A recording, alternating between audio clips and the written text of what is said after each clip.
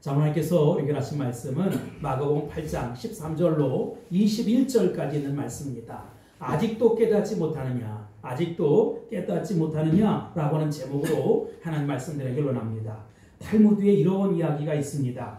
사람의 머릿속에는 두 개의 방이 있다. 하나는 기억의 방이고 다른 하나는 망각의 방이다. 우리는 기억하고 싶은 것은 기억의 방에 집어넣고 또 잃어버리고 싶은 것은 망각의 방에 집어넣는다. 그래서 우리는 어떤 일들을 기억하기도 하고 또 어떤 일들은 망각하기도 한다라고 그렇게 이야기합니다. 이 말은 일반적으로 진리입니다. 그러나 이것이 항상 진리는 아니라는 것이지요. 왜냐하면 인간의 기억과 망각의 기능에는 때로는 혼란이 일어날 수 있다는 것입니다. 혼란의 역기능이 나타날 수 있다는 거예요. 다시 말하면 어떤 것은 잊어버리는 것이 좋겠는데 잊어버리지 않고 계속해서 떠올리면서 괴로워하는 사람들이 있다는 것입니다. 반대로 어떤 것은 꼭 기억해야 되는데 기억하지 못하고 쉽게 잊어버리는 것입니다. 마가복음 8장 1절로 10절의 본문을 피상적으로 읽으면 오병이어의 기적, 거의 비슷한 그런 사건이다 이렇게 이야기할 수 있을 거예요.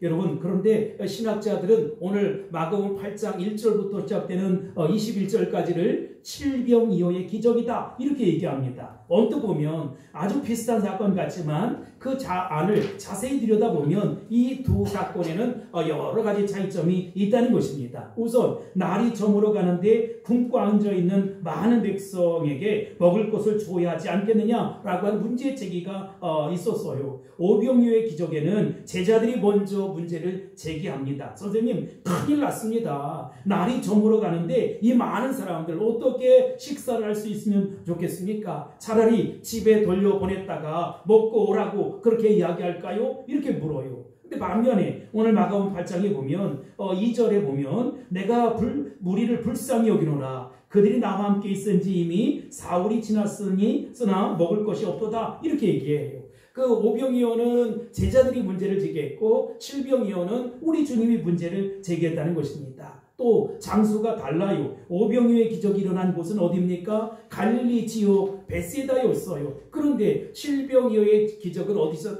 나타나느냐? 그 갈릴리 동북편에 있는 이방인들이 주로 살아가는 데가볼리에서 일어났다는 것입니다. 시간적으로도 좀 차이가 있는데 오병이어의 기적에는 예수님께서 제자들과 함께 온종일 하루 동안 있으면서 이 사건이 일어났어요. 그런데 마가복음 8장 2절에 보면 칠병이어의 기적은 온종일이 아니라 이미 사흘이 지났다 이렇게 말씀하고 있습니다. 그런가 하면 오병이어의 기적은 잔디 위에서 일어났다고 했어요. 그런데 칠병이어의 기적은 마가복음 8장 6절에 보면 예수님께서 무리를 땅에 앉게 하셨다라고 기록하고 있습니다.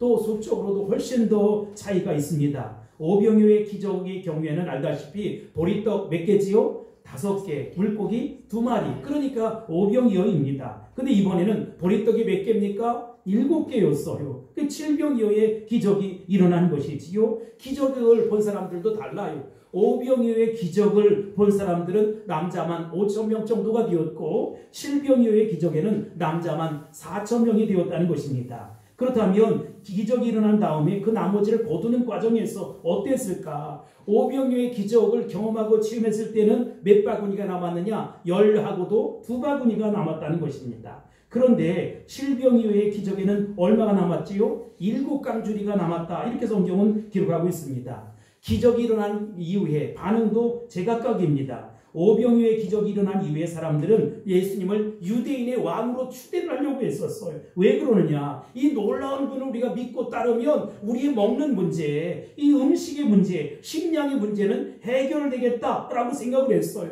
그래서 예수님을 왕의 자리에 임금 추대 운동을 벌이기 시작했다는 것입니다. 아마도 유대인의 왕으로 하면 자신들이 말이지요, 꽤나 배고픔이 해결될지 모르겠다 이런 생각을 했을지도 모르겠어요. 그러나 칠병이어의 기적 사건 이후에는 그 반응이 달랐다는 것입니다. 여기는 데가볼리 이방인들이 사는 곳이기 때문에 왕은 로마의 시저가 있으니까 왕의 문제에 대해서 별로 생각이 없었던 것 같아요.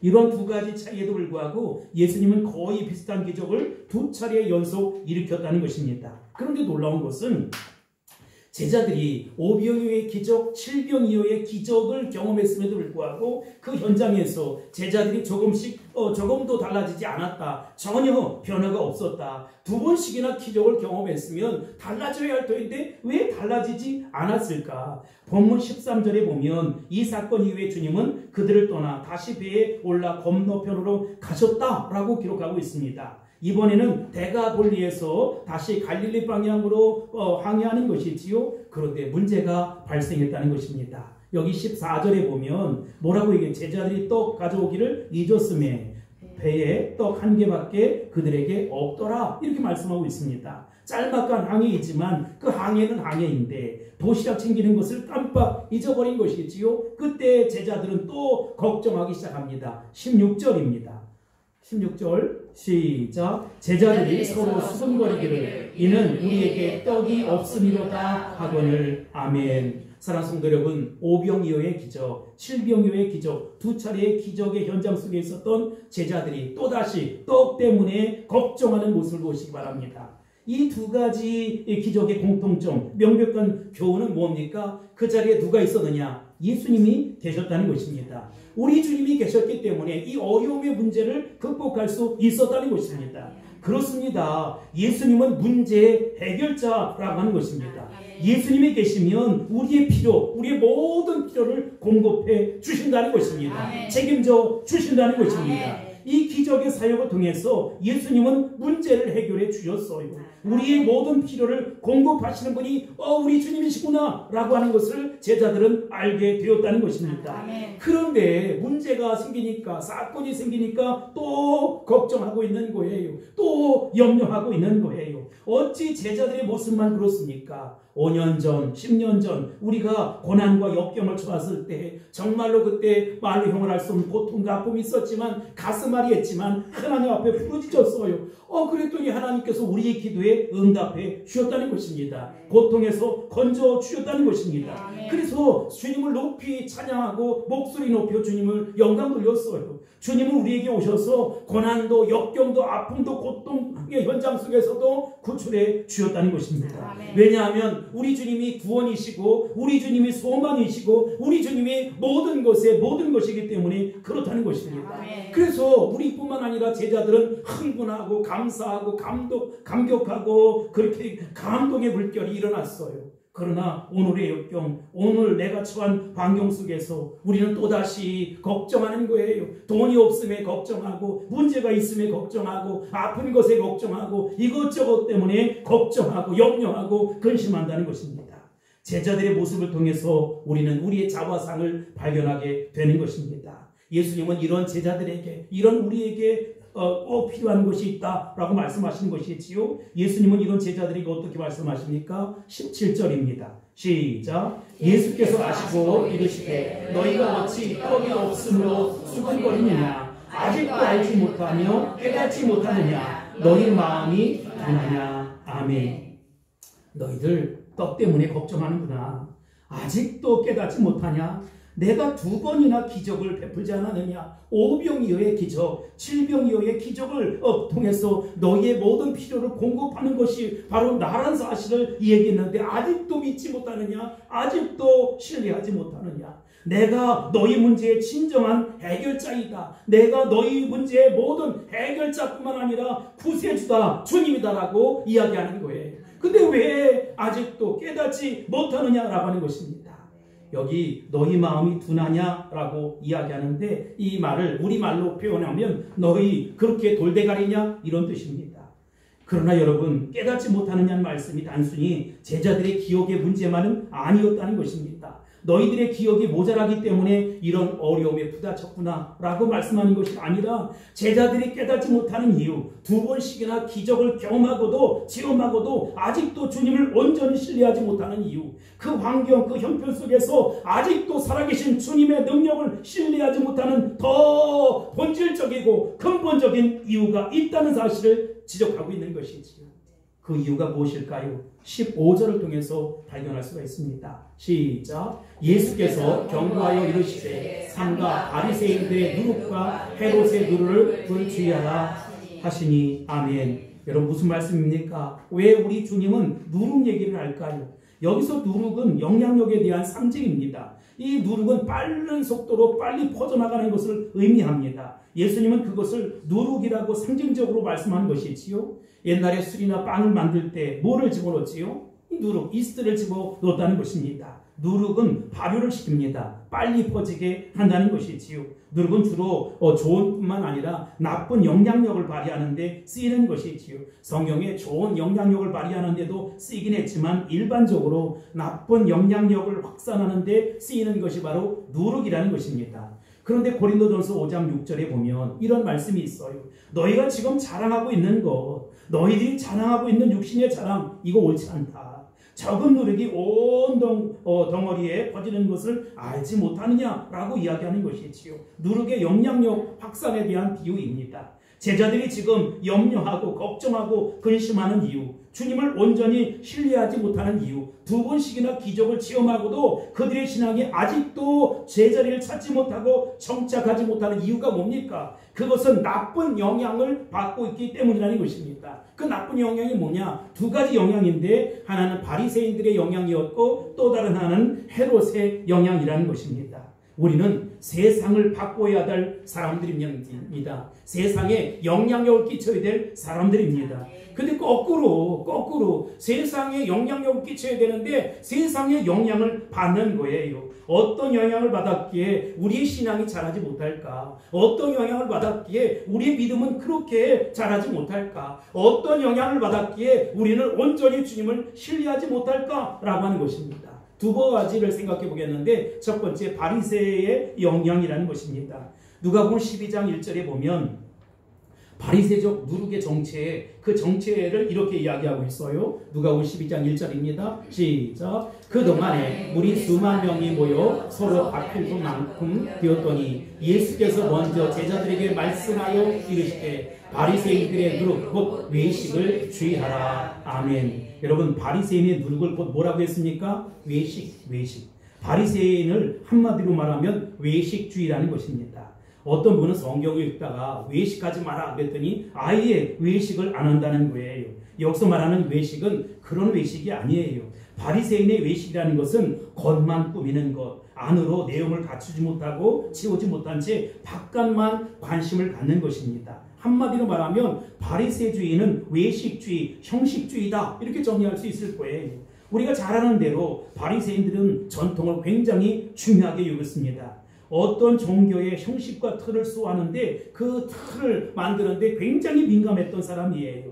그러나 그들의 결정적인 오류가 있었습니다. 그들의 삶에 주님을 실망시키는 그런 오류가 있었습니다. 그게 뭐냐면 너무 형식만 강조하는 거예요. 내용이 전혀 갖추어지지 않았는데 그냥 형식만 갖추려고 애를 쓰는 것이지요. 그래서 예수님이 바리새인들을 책망할 때 뭐라고 했습니까? 회칠한 무덤이요, 회칠한 무덤이요 라고 얘기하는 거예요. 열심히 무덤 위에 회를 바르는 거예요. 하얗게 발라대는 거예요. 하얗게 꾸며보는 거예요. 근데 여러분, 그 무덤 안은 정작 어떻습니까? 송장이 썩어져 가는 거예요. 뼈다귀들이 정말로 썩어져 가고 부패하고 냄새가 나고 그러는데 겉만 잘 꾸며서 뭐 하겠느냐 이 말이지요.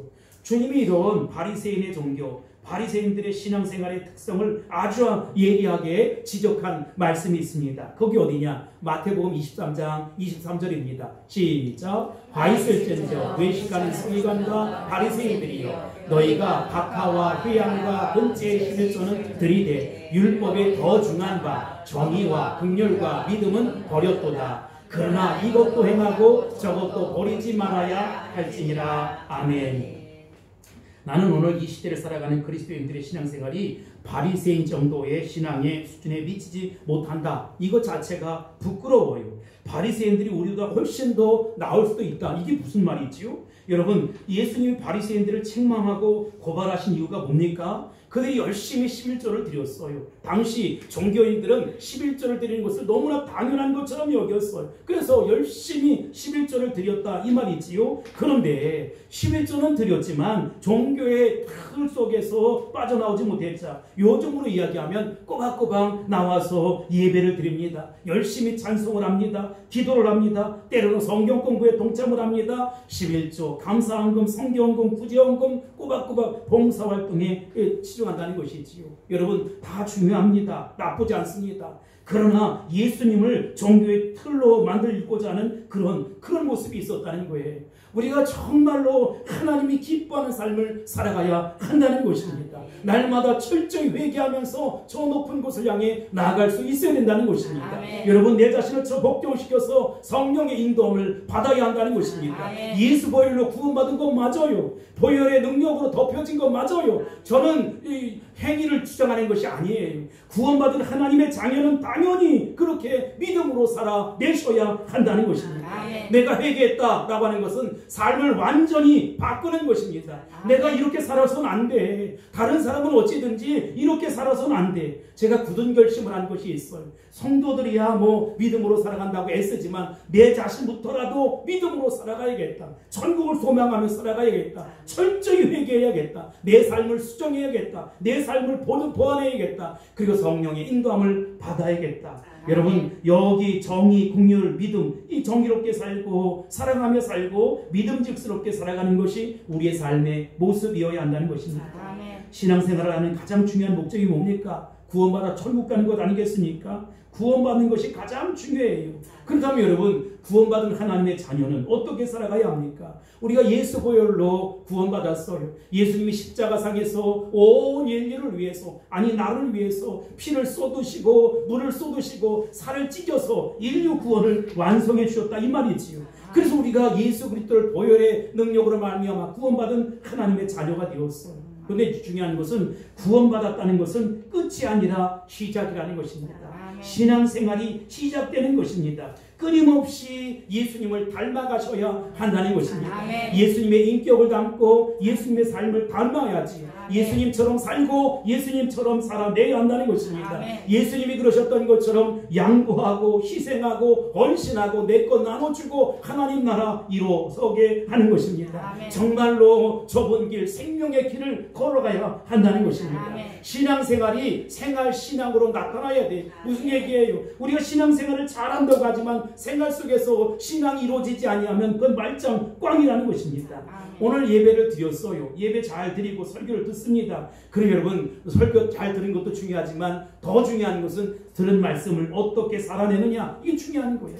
내 신앙이 증명되는 순간은 예배 시간이 아니라 예배가 끝나고 나서부터 삶의 현장에서 이루어져야 한다는 것입니다. 아멘. 예배 시간에 예배 잘 드리고 주차장에 가서 싸우면 되겠습니까? 예배 시간에 예배 잘 드리고 밖에 나가서 그렇게 막말하면 되겠습니까? 여러분 우리 가정생활은 어떻습니까? 남편에게 양보할 수 있게 되길 바랍니다. 아내에게 양보할 수 있게 되길 바랍니다.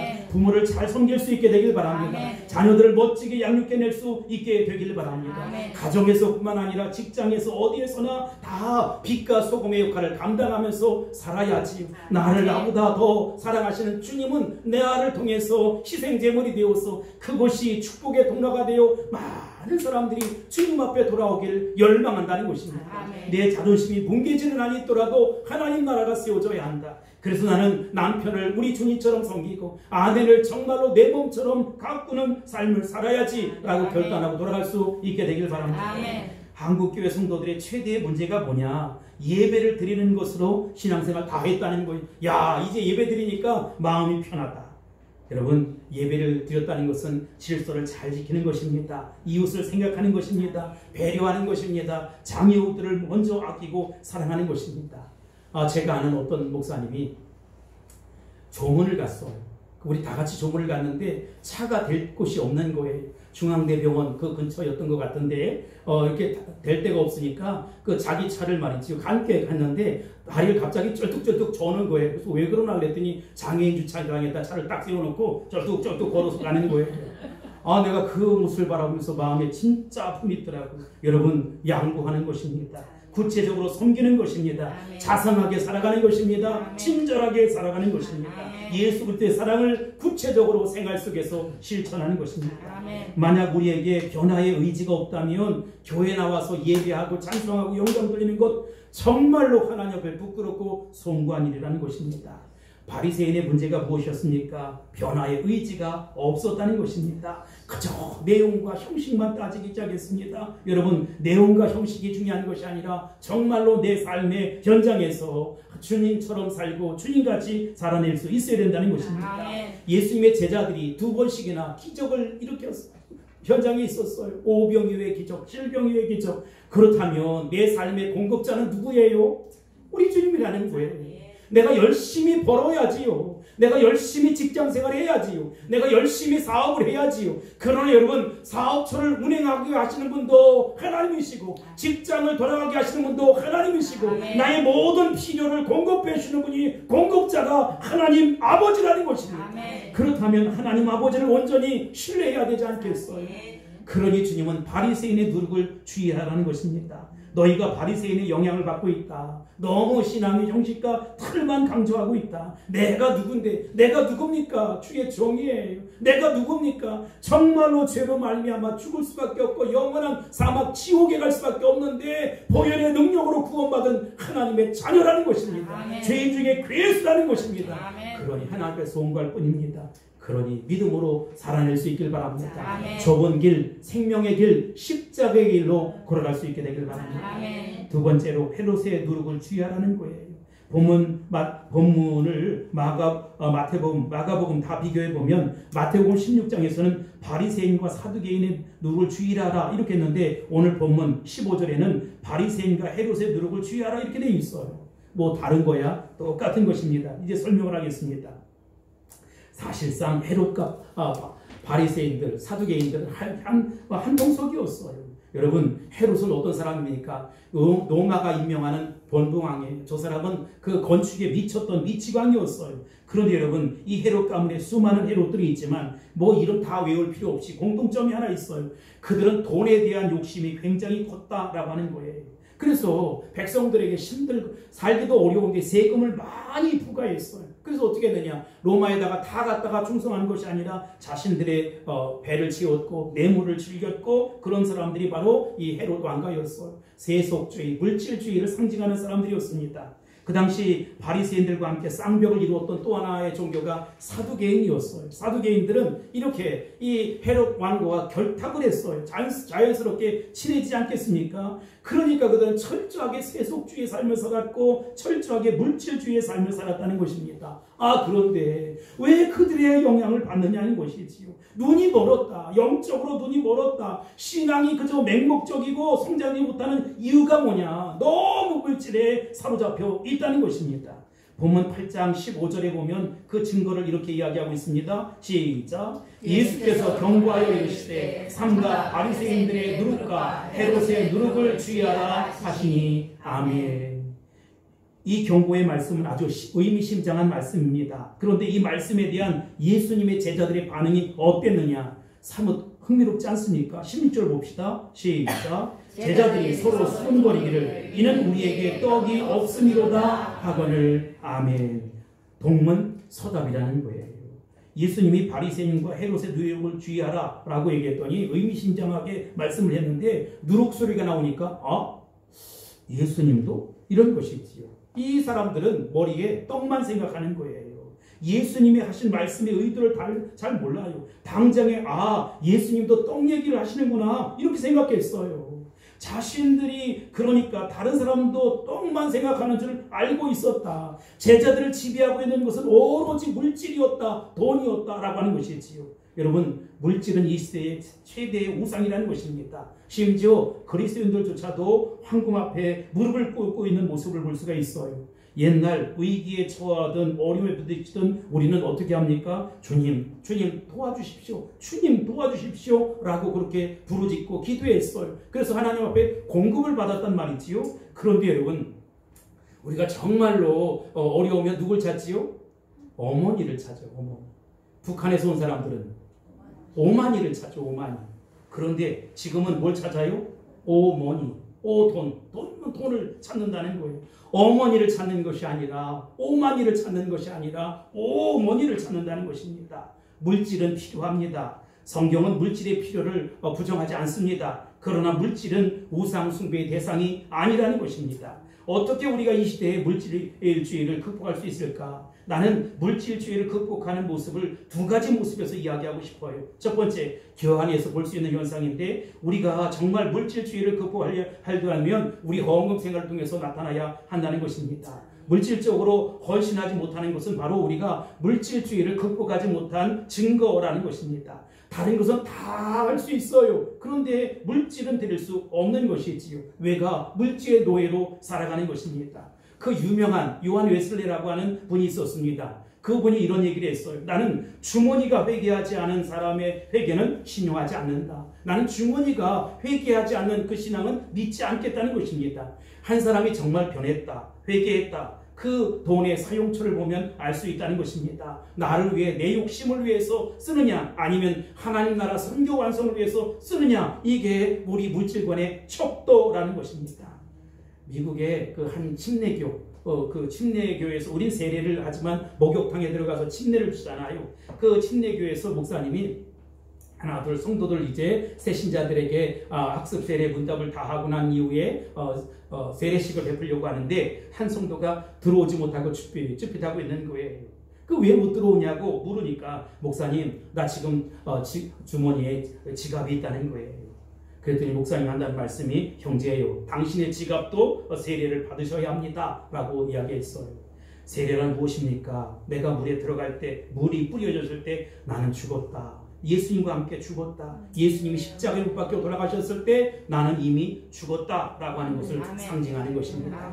물이 다 뿌려졌을 때, 물속에서 나왔을 때 나는 부활했다, 나는 사망 권세 깨뜨리신 우리 주님 때문에 다시 살아났다, 새로워졌다, 새 삶을 살아야 한다는 것입니다. 전에는 나를 위해 살았지만 이제는 주의 영광 위에 살아가야 한다는 것입니다. 여러분, 자녀들을 양육하지 말라, 내게 좋은 옷을 입지 말라, 이런 뜻이 아닙니다.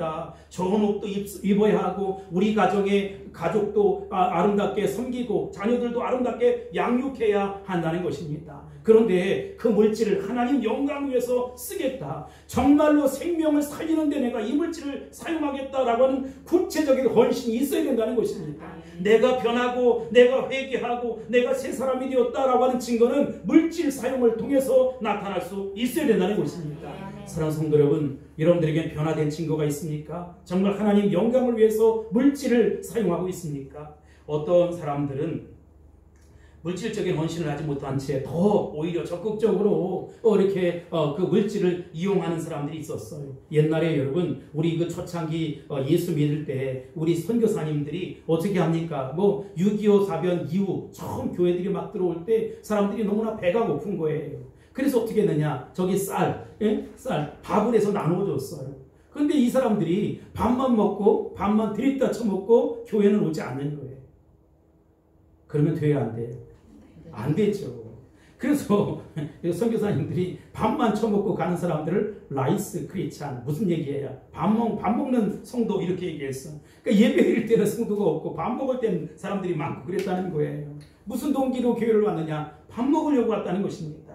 예수 믿으면 축복받습니다. 그러나 여러분, 그것이 예수 믿는 동기가 되어서는 안 된다는 것이지요. 물질의 축복만을 기대하고 예수님 찾아왔다면 물질의 축복이 없으면 어떻게 합니까? 다 떠나게 될 것 아니겠습니까? 우리는 물질의 축복 때문에 예수 믿는 것이 아니에요. 우리의 구원 때문에 예수 믿는 거예요. 우리에게 보다 위대한 꿈이 있다는 것입니다. 천지를 창조하신 하나님, 그 하나님은 나의 아버지라 섬기는 것입니다. 그 아버지께서 때를 따라 돕는 은혜로 더해 주실 거예요. 내가 열심히 살아가는데도 왜 인생이 이렇게 꼬이고 잘 안 될까? 여러분, 나를 훈련시키는 것입니다. 내 인생이 다 마지막 순간까지 훈련을 받을지 모르겠어요. 그러나 여러분, 그 훈련을 다 마치고 나면 우리 하나님께서 내 대, 내 자식 대 그냥 내버려둘 리가 없다는 것입니다. 나는 구원받을 하나님의 자녀로 만족하겠다. 그리고 이 철저한 훈련 속에 하나님 영광 위에 살아가겠다. 나는 하나님의 자녀가 되었다. 영원한 지옥 불못에 갈 수밖에 없는 나를 구원하신 그 주님을 위해서 일평생 살겠다. 하나님 영광 위에 살겠다라고 하는 자부심을 가지고 살아갈 수 있게 되길 바랍니다. 다른 사람은 어찌든지, 다른 사람들은 넓은 길, 그저 성장하는 길, 화려한 길 가지만 나는 좁은 길, 생명의 길로 달려가겠다 결심하고 돌아갈 수 있게 되길 바랍니다.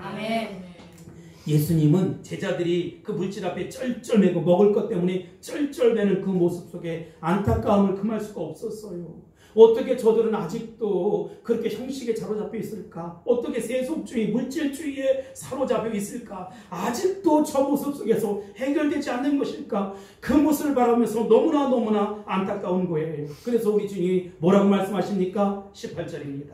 시작. 너희가 눈이 있어도 보지 못하며 귀가 있어도 듣지 못하느냐, 또 기억하지 못하느냐. 아멘. 제자들이 보아야 할 것은 누구였지요? 우리 주님을 봐야 돼. 그들 앞에 예수님이 계셨어요. 그 예수님이 누굽니까? 천지를 창조하신 하나님이라는 것입니다.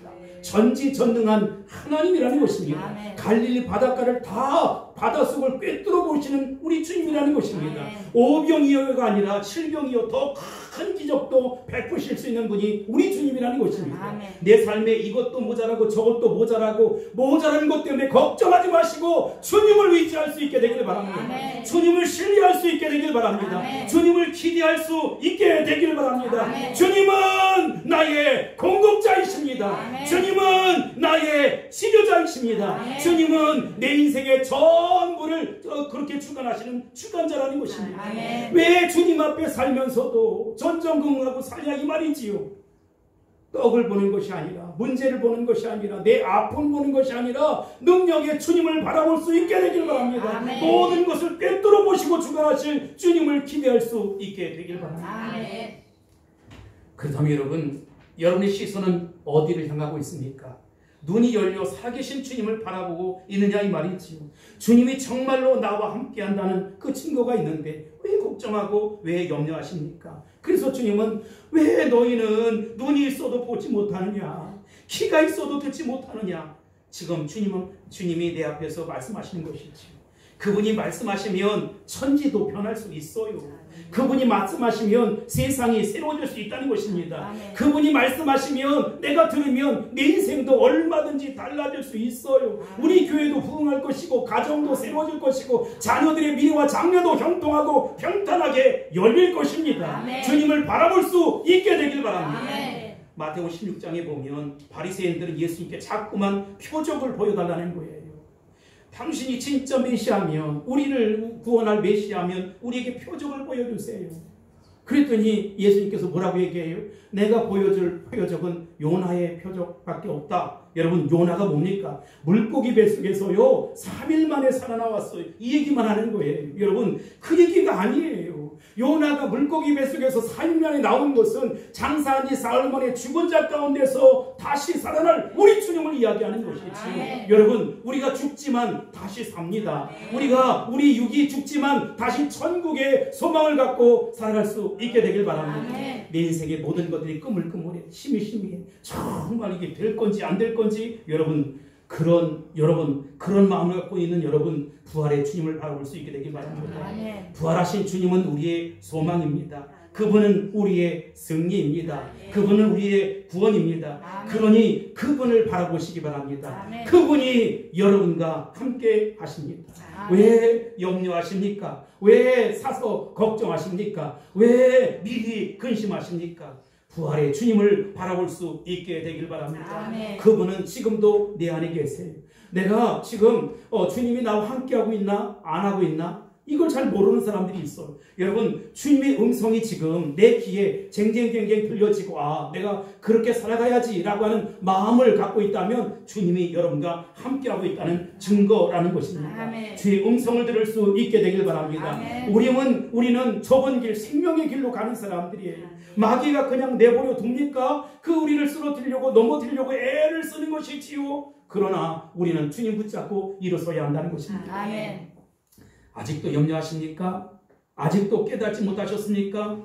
엎드려서 기도할 수 있게 되길 바랍니다. 아멘. 주님이 함께 하신다면 무엇이 걱정이에요? 하나님이신 예수님, 구세주요, 주님이신 전능하신 분이 누구와 함께 한대요? 나와 함께 한다는 거예요. 내가 어떤 모임에 가는데 그 모임의 수장이 내가 아는 분이에요. 그는 어깨가 그냥 들썩들썩하고 어깨에 힘이 들어가는 것이지요. 아니, 그런데 하나님 아버지께서 나와 함께 하시는데 하나님이 나의 아버지가 되어주시고 하나님이 나의 모든 것이 되어주는데, 물론 시대가 어렵습니다. 삶이 걱정스럽습니다. 사실이에요. 그러나 여러분, 주님이 나와 함께 하신다면 얼마든지 나는 일어설 수 있다. 아멘. 재기할 수 있다. 아멘. 기도하는 모두가 응답될 수 있다. 우리 아멘. 다시 일어설 수 있다. 우리의 미래는 새로워질 수 있다. 달라질 수 있다. 아멘. 피할 길이 생길 것이다. 확신할 수 있게 되길 바랍니다. 아멘. 홍해 앞바다가 갈라졌잖아요. 여러분, 홍해가 갈라진다는 게 말이 됩니까? 요단강이 갈라졌잖아요. 홍해 바다는 반드시 열릴 것입니다. 아멘. 내 삶의 요단강은 반드시 갈라지게 될 것입니다. 아멘. 그러니 주님이 나와 함께 하신다는 사실을 기억하시고 늘 주님을 신뢰하고 의지하고 나아가는 저와 여러분이 다 될 수 있기를 주의 이름으로 축원합니다. 아멘. 축복합니다. 아멘. 할렐루야. 아멘. 기도하겠습니다. 아직도 깨닫지 못하느냐라고 물으셨던 주님의 음성을 듣습니다. 내가 예수님의 제자들과 똑같은 사람입니다. 주님, 그럼에도 불구하고 나를 품어주시고 안아주시는 주님, 이 땅 살아가면서 그래도 믿음으로 좁은 길 가겠습니다. 생명의 길 걸어가겠습니다. 철저하게 회개하면서 정말 기도하면서 눈물로 씨를 뿌리면서 성령의 인도함을 받겠습니다. 그래서 주님 앞에 가는 그날 잘했어, 정말 잘했어, 사랑하는 종아, 사랑하는 딸아, 사랑하는 아들아, 정말 잘했어, 칭찬받는 우리 모두가 될 수 있도록 축복하옵소서. 아멘. 예수님의 이름으로 간절히 기도합니다. 아멘. 아멘.